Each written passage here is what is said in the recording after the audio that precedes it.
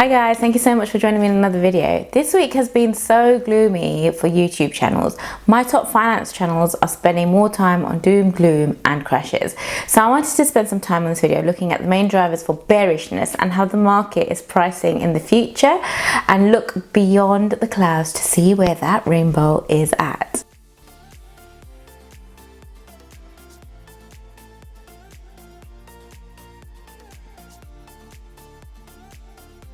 There's financial guru Cohen, the chief strategist at Goldman Sachs, the behemoth of the investment banking world. She came out this week to say that there's no margin of error in the markets now and that the US market has proved its resilience in the last few months. Her view generally is that the Fed's response is to use monetary policy to backstop the equity market and investors are looking at better times by the end of 2021. She also thinks the US has overperformed and EU and Asia has underperformed, partly because of the tech giants in the US, but expects other regions to do better in the coming months.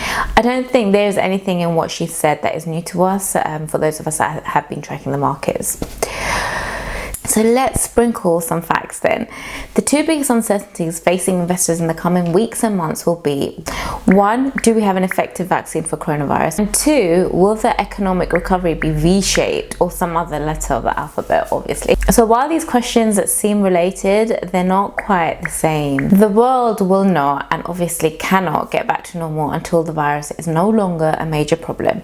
And that is either done medically or because enough people have caught it to create a herd immunity. I love that phrase. It makes us seem like we're all a bunch of cows, right?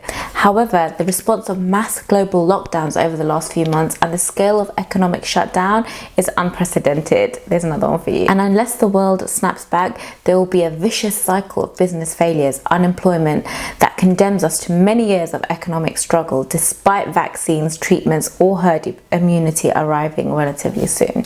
So as we discussed, what the market is doing is pricing in up to 2 years of lost profits, which doesn't really impact the long-term fundamental value of great companies.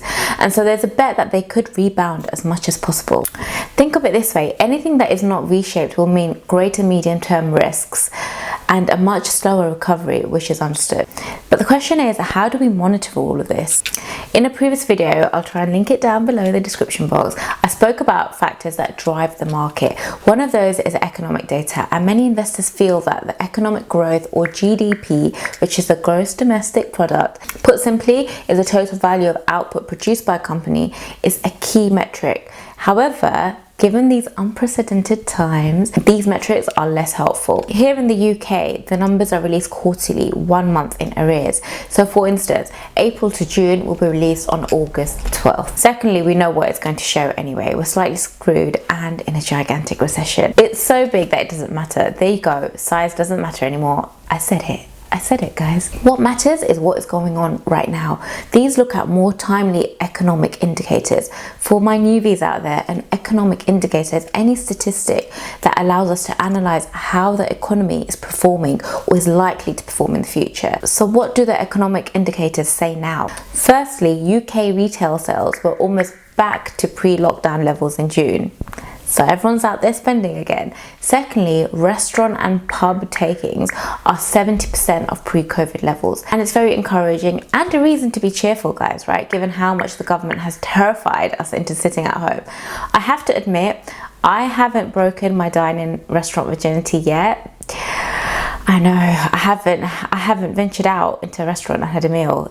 Who knew I was even going to be saying that? I might have to make use of the government's back scheme of eat out to help out pretty soon. The third thing is car sales were weak in June, maybe because you've been watching my videos.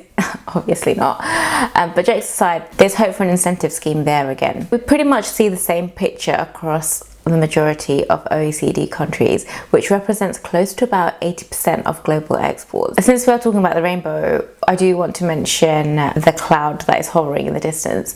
And that one area that remains pretty bleak is unemployment, where job vacancies are not there and the number of people out of work does remain quite high. Though this is an economic indicator, it's expected because hiring and firing lags in the cycle. So what that essentially means is that employers don't tend to fire workers until we are well into a recession or higher until we are well into a recovery. And this is called a lagging indicator. So there you go. If you are an optimist, a V-shaped recovery does look possible.